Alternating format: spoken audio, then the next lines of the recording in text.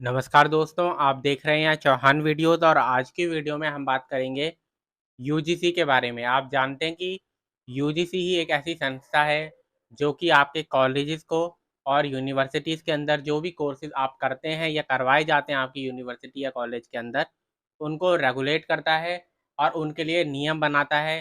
क्या फ़ीस होनी चाहिए, कितनी फ़ीस होनी चाहिए, क्या-क्या प्रोसीजर होना चाहिए, कब तक एग्ज़ाम लिया जा सकता है, कितना ड्यूरेशन होना चाहिए। तो इन सब के बारे में नियम बनाने का जो काम होता है और रेगुलेशन करने का जो काम होता है वो यूजीसी का होता है। लेकिन अब यूजीसी में एक बदलाव किया जा सकता है और उसके ऊपर ही आज की वीडियो में हम बात करेंगे। तो आप इस वीडियो को इसलिए पूरा ज़रूर देखें और अंत तक देखें। अगर आपने अभी तक मेरे चैनल को सब्सक्राइब नहीं किया है, तो आप चैनल को सब्सक्राइब भी ज़रूर कीजिए। तो वीडियो की आगे शुरुआत करते हैं और जैसा कि आप जानते हैं कि अभी क्या है, यूजीसी जो है नॉर्मली उन कॉलेजेस, उन यूनिवर्सिटीज़ को देखता है जिनमें बीए हो गया, बीकॉम हो गया, बीएससी हो गया, नॉर्मली इस तरीके के कोर्सेज़ जो हैं वो करवाए जाते हैं। अगर आपको कोई टेक्निकल यानी कि बीटेक का कोर्स करना है, तो उसके लिए आपको एआईसीटीई भी एक संस्थान है, जहाँ पर से आपको मान्यता लेनी पड़ती है आपके कॉलेज को, आपकी यूनिवर्सिटी को। और इसी तरीके से 14 इस तरीके के संस्थान हैं, इंस्टीट्यूशंस हैं, जहाँ पर अलग-अलग तरीके के जो आपको परमिशन होती है कॉलेज यूनिवर्सिटीज़ को लेनी होती है, जब वो एक अलग तरीके का कोर्स जो है वो करते हैं। लेकिन इसमें बदलाव किया जा रहा है जो कि बताया जा रहा है यहाँ पर, यूजीसी जो है उसको ख़त्म करके हायर एजुकेशन कमीशन को लाया जाएगा, जो कि आईआईटी, आईआईएम और एनआईटी जो है उनको रेगुलेट करेंगे। यानी कि आईआईटी, आईआईएम और एनआईटी जो है वो अब एक ही कमीशन से रेगुलेट होंगे। जिसमें बताया गया कि एनईपी 2020 में ये सिफारिश की गई थी, जिसमें बताया गया था कि सभी सभी तरीके के कोर्सेज़, चाहे वो टेक्निकल कोर्सेज़ हो या फिर प्रोफेशनल कोर्सेज़ हो या फिर नॉर्मल कोर्सेज़ हो, सभी के सभी जो कोर्सेज़ हैं, उनको एक इंस्टीट्यूट के अंदर ही लेकर आया जाए। तो यहाँ पर यही बता रखा है कि अब उच्च शिक्षा, हायर एजुकेशन जो कि अलग-अलग नियामकों में बटी हुई थी, उसे एक नियामक के दायरे में लाया जाएगा। इस प्रस्तावित योजना को मानसून सत्र यानी कि आने वाला जो सत्र है, मानसून सेशन है पार्लियामेंट का, उसमें लेकर आया जा सकता है।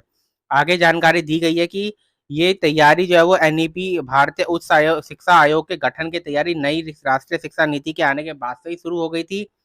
शिक्षा मंत्रालय ने इसे लेकर एक ड्राफ्ट भी तैयार कर लिया है। अब इससे जुड़े पूरे प्रस्ताव को लंबे राय मशविरे के बाद अंतिम रूप दिया जा रहा है और जल्दी ये जो पार्लियामेंट है उस पर भी टेबल किया जा सकता है बिल।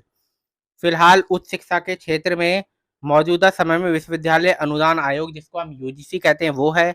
अखिल भारतीय तकनीकी शिक्षा परिषद एआईसीटीई भी है और इस जैसे करीब 14 नियामक है जो अलग अलग तरीके से रेगुलेशन जो है वो करते हैं।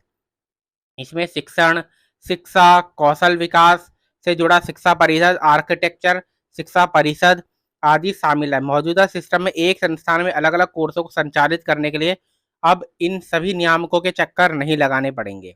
यानी कि कहा जा रहा है कि अगर आपको एक यूनिवर्सिटी के अंदर 10 तरीके के अलग-अलग कोर्सेज़ होते थे, तो उन 10 से अलग-अलग रेगुलेशंस के लिए परमिशन नहीं लेनी पड़ेगी। अब क्या होगा, एक ही होगा तो एक से ही आप परमिशन लेकर कोर्सेज़ जो है वो पढ़ भी पाएंगे और वहाँ पर अपनी यूनिवर्सिटी में कर भी पाएंगे। बता दें कि वर्तमान में केंद्रीय विश्वविद्यालय और आईएनआई अपने स्वयं के अधिनियमों द्वारा शासित होते हैं और विश्वविद्यालय अनुदान आयोग और अखिल भारतीय तकनीकी शिक्षा परिषद के प्रति जवाबदेह नहीं है। यानी कि अभी जो केंद्रीय विश्वविद्यालय और आईएनआई हैं, वो यूजीसी के प्रति जवाबदेह नहीं है, उनकी अकाउंटेबिलिटी यूजीसी की तरफ से नहीं बनती।